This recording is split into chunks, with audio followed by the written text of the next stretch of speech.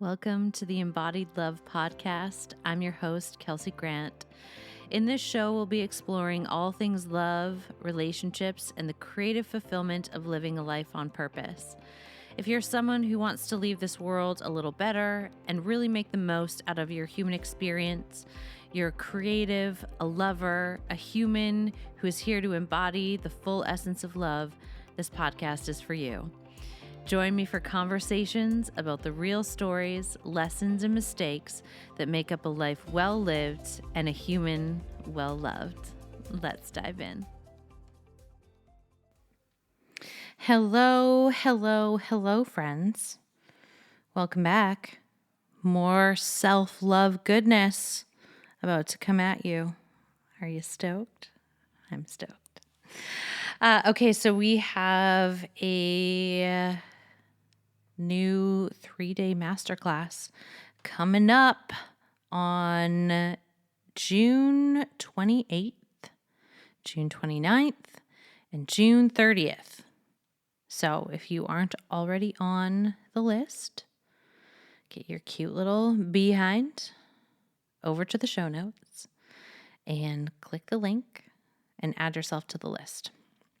Especially if you are vibing with the energy of a self-love sisterhood, if you are really ready to get those self-love foundations in your bones and do so with a community of women who are also on that same devotional path with their self-love, there's going to be a special offer in the masterclass specifically for the self-love sisterhood.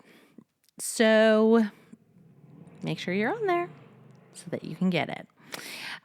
Okay, so today we are going to be talking about self-love and how it sets the standard for the level of love and the standard of love that you will accept in your relationships. So, this whole idea that self-love is selfish is absolutely absurd to me. Because when you actually have self-regard and self-respect and you cherish yourself, you value your time, you make sure that you're well-nourished, you're well-rested, that you are energized by the things that you are doing, that you commit to things that are actually a yes for you, and you've learned to say no to the things that aren't. When you are able to embody that standard of being, guess what it does for your relationships? It upgrades them. Like a serious upgrade. Serious upgrade. Now, sometimes this upgrade can be a little clunky because if we're going from like the old mode of our relational standards are in the toilet and we just like embrace and accept the bare minimum, when we start elevating our self-love practices and our standards are going to evolve as well, but sometimes our old conditioned behavior is like, whoa, what is going on? What the fuck? Don't you know? I like to dumpster dive. What are you talking about? I need to uphold a standard for my love life. So there can be like that middle clunky phase where we're unlearning the old, like really like bar on the fucking floor standard. And we're learning to hold the higher bar and really back it. And that is a process. It's not like you just wake up one day and all of a sudden your standards are embodied and like you never have to worry about, upholding your standards again and you won't ever feel weird about it. That's not what happens, unfortunately. This is a process where you are going to have to sit in that phase of like, ooh, this feels a little spicy. And also, whenever we're backing a new standard of treatment of care, especially in relationship, it can bring up all of our relational fears. So like if we have a fear of abandonment or if we have a fear of rejection, guess what? You're going to face it. When you start embodying more self-love, you are going to inevitably be put in situations and environments where you get to practice the new standard for yourself. And it's sometimes pretty clunky. Sometimes we are going to completely botch it. And we're going to be like, actually, I really love when the bar is on the floor. Let me just go and lay down on the bar, on the floor. I think I'd like to live here. And then we kind of wake up from our haze. We wake up from that spell, because what happens when you've expanded your self-love to inhabit new standards for yourself, and then you go back on those in a relational context, you actually won't be able to hold that for very long without getting really grossed out by yourself. Like your skin will start to crawl. And you're gonna be like, I just feel so off. Like no matter what I do, like I just feel, ugh. Well, that's very intentional because your standards are like, hello, I'm over here. Come get me. Like, I thought we were going to do life on this track. You know, the expanded love, the reverent love, the radiant love. I thought that's what we were doing. And so slowly we kind of slink out of the muck and we're like, oh yeah, that is what I'm doing. And let me back this standard a little bit stronger than I could before. So it's like this slow and steady process of like learning how to back your standards more and more fiercely. Again, learning curve, learning process. You're not going to get 10 out of 10 right out of the gate. No problem. That's not the point. The point is to evolve and emerge and grow at a pace that is sustainable for you. Because if we try and change too many things too quickly, like we don't actually have the capacity to sustain that change, and then we collapse. So this is where you see people expand really, really big. They might go to, let's say, like a transformational event, right? Where they like really get hyped at that event and they expand really, really big. But that expansion, like their life has not actually calibrated to be able to hold that expansion. So what happens is when they come home, they collapse because they haven't actually learned how to hold that opening that happened and sustain it. So my work is not about like that flash, like rah, rah, rah, like let's get jacked and like transform our lives. Yeah, woo. And then you go home and you're like, fuck. Like that lasted for like 2 weeks and now I'm back in the gutter again. My work is not like that. My work is the slow and steady climb so that you can open, and you can keep opening at a sustainable rate. So that when you do have like this thing that really opens and brightens you up, you're like, whoa, yeah, this feels like an edge for me, but I can hold it. I can stay here with myself. I've got this. Oh, wow, look at us. We're going to a whole new level. Woohoo! But we can hold it. We can sustain it. And I would much rather you take that intentional path so that you can actually hold and sustain the things that are your birthright. And healthy, thriving relationships are your birthright. Having a life that feels good to be in is your birthright. Living a life that is rich with possibility and magic and miracles is your birthright. And to connect in and create the conditions. And this is what we're talking about in the masterclass next week. It's like creating those conditions for love to thrive. In order to create the conditions for love to thrive, we have to have standards and we have to be willing to back them. And self-love will raise the bar. It will raise the bar. And if you start caring for yourself in all of these reverent ways, when a dusty dude comes along, or like a chick who's like just chaos embodied, who's just gonna wreck your life, or just like the person who's like danger zone, right? When you see that person and you have been really stoking those fires of self-love, you can see the warning sign. Now, let's be real. We're still human, and there will sometimes be times where we're like, let's indulge it. Let's play. Let's add a little bit of spice. And then we get burned by that, and we're like, okay, I actually am going to back my standard next time. Because I knew better. Like, I knew what that person was about. And I chose to put myself in that situation where I would have to lower the standard in order to exist with them. And this is where you see a lot of dysfunctional relationships. In a dysfunctional relationship, especially if one person is on the path of growth, in order to maintain a dysfunctional relationship, the person who's on the path of growth has to drop their standard.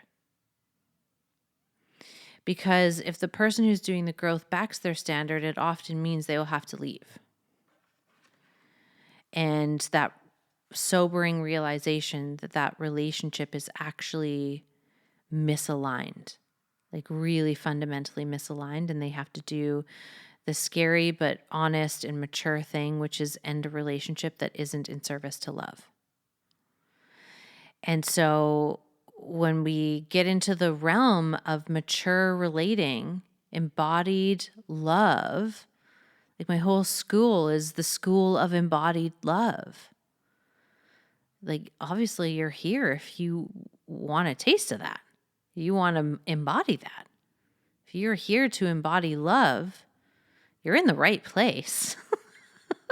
And like, I want you to have the life that is made up of all of your heart's desires. But in order to create that, you've got to be in right relationship with reality, and you have to be willing to back your standards, even if that means leaving a relationship or leaving a job or leaving a circumstance or situation that actually requires you to self-sacrifice, requires you to abandon yourself, requires you to do things that are insulting to your soul in order to maintain the dynamic. And when we look at dysfunctional relationships, that's always happening.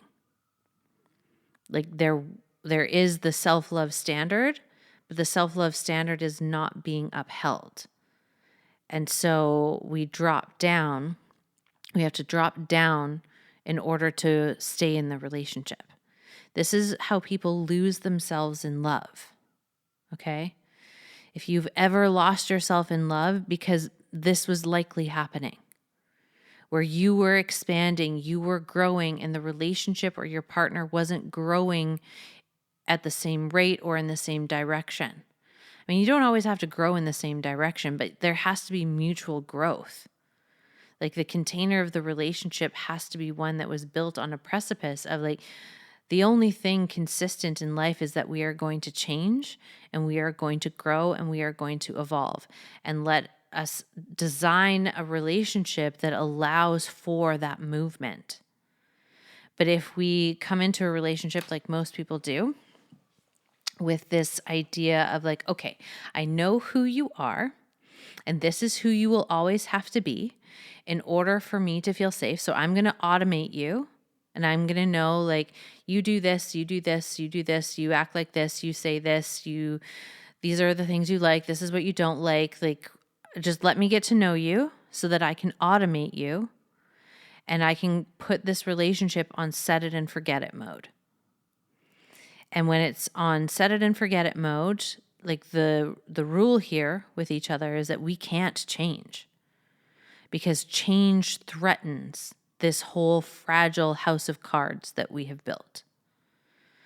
So when you see like this dynamic of dysfunctional relating, most of the time, actually I'd say probably all the time, there hasn't been a lot of intention in the construction of the relationship from the beginning. Most of the time it's like this hungry, underfed, malnourished part of ourselves that is like, oh my God, a feast. Oh my God, a person. Oh my God, they want to love me? Okay, great. Like, let's catch them and keep them. And this is not about women catching men or men catching women. Like, it's literally humans do this to each other. When we have parts of ourselves that are so malnourished and who have like parts of us that just haven't been loved in such a long time, when someone comes along and we see like this bright, shiny possibility of love and we project all of our fantasies onto it, and we're like, oh, you'll be the one to save me from myself. Okay, great. So in order for us to play this out, we need to get to the finish line real fucking fast. So whether that is like pushing for like the form of the relationship, are we boyfriend, girlfriend? Are we partners? Like, what are we? And like getting to that spot prematurely. Or sometimes it's like pushing for marriage and that level of commitment prematurely, just so that we like have the thing. But if we have built a relationship in such an unconscious way, and when you build a relationship from that thread, you're actually building it from your wounds. You're not building it from your embodied self. And so anything that you build from your wounds will fall into that house of cards side of things. Anything you build from the place of your embodied soul and embodied human, well, that is more sustainable. Because in order to build something from your embodied human, you have to be present. You have to be in right relationship with reality. And when we are sober in reality, we understand that things are shifting, they're changing. Like that is just the only constant in life, is that things are going to change.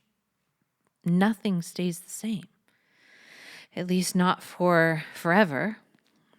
And so when we have this resistance to change, it's not only a resistance to growth, but it's also like this very young, malnourished, starving part of ourselves that is like, fuck, like if this changes, like maybe I won't even get like these scraps that I'm getting now. Right? So it fights for the dysfunction. It fights for the scraps. It's like, no, I'll protect this relationship where I'm literally just getting like dumpster dived scraps, and I'm not even satiated here. Like if we were to get really honest, anyone who's in a dysfunctional relationship is not fully fed there. They're not emotionally nourished. They're not being spiritually nourished. They are not relationally nourished. Probably not sexually nourished, although some dysfunctional relationships are because they are being sexually nourished, and that's the only spot of nourishment. And it's more of an addiction. In terms of like the physical nourishment of like how we feed our like physical body and move our body, that often also gets really funky in a dysfunctional relationship. This is why people lose themselves. Because they stop caring for themselves.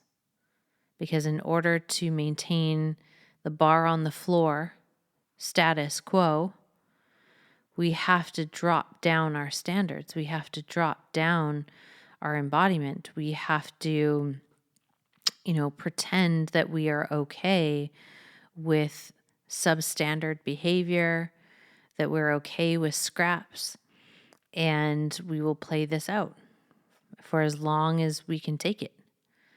And then usually something big comes and blows it up. And that's when we're kind of left to kind of put the pieces back together again. So if you've ever experienced that, so have I. You're not alone. And, we can work with these spots. But in order to work with these spots, we have to be willing to set the self-love standard so that the way that we love ourselves sets the bar and sets the standard for how we will accept others when it comes to them loving us. So if you love yourself really well and like you're really anchored in that, and you've created a really nice habitual environment, and you've been doing that and you've been sustaining it for a long period of time, when someone comes in that, let's say, bars on the floor, the contrast of that will be so obvious because you've been caring for yourself. So that is at a certain vibrational level. And then bar on the floor is obviously a very different vibrational level. And there's stark contrast between the two. So it makes it easier to actually discern the people who are really not good for you. Because the people who are really not good for you are the ones that they're like, the bar's on the floor. What's your problem? Like, it's on the floor. Who cares? But when you've really been caring for yourself, you're like, not good enough for me. Not a good enough offer. Thanks, but no thanks. Have a nice incarnation. And you don't even get tangled in the web. Because even just interacting with them, like, and that you'll probably even be able to suss this out before a first date. If you're really embodied in your self-love practice and devotion. And, you'll feel the energetic of someone who wants to feed off of your life force, or someone who wants to play out this like karmic woundmate cycle. You'll be able to literally feel it. Your whole embodiment will just go off. And this is why we do so much embodiment work in my containers.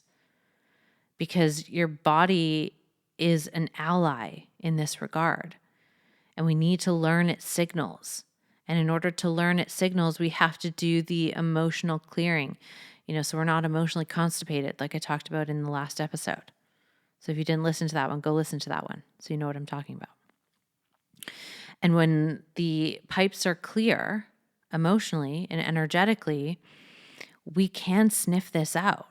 And we're like, ooh, yeah, no, no. Like, in order for me to like continue on with you, I have to drop my standards of how I'm cared for. And so you'll see this in the way that people communicate.